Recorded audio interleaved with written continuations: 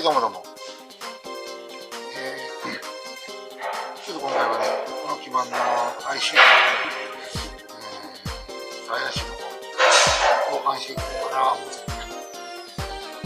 多分この辺の IC がちょっと怪しい。こんな感じなんで。まあ、一通りの IC がもうこれなんで、ぶっちゃけもう変えれるとこは変えていこうかなと思います。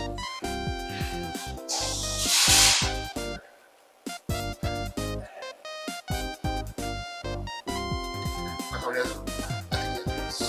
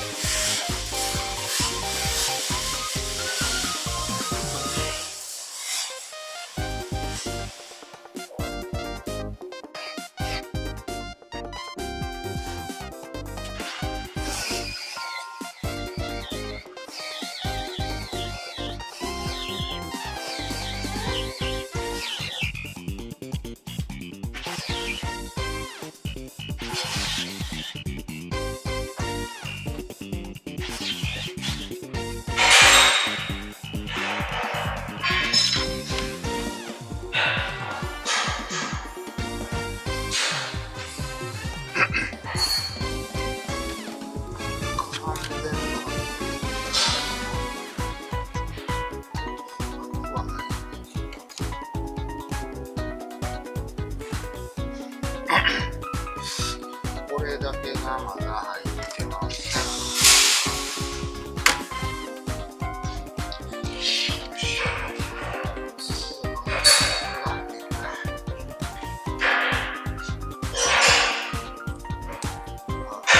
残りは入ってない。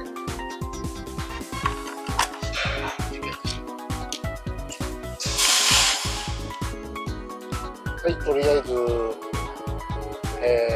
基板ね、この辺の IC をちょっと変えて、もう一遍テストしてみます。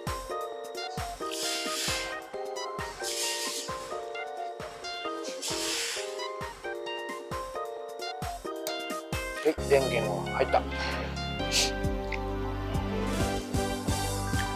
これつくかな。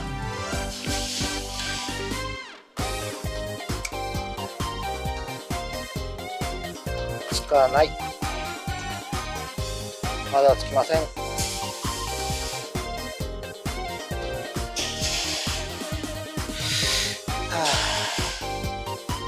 こいつもなかなかしぶといな。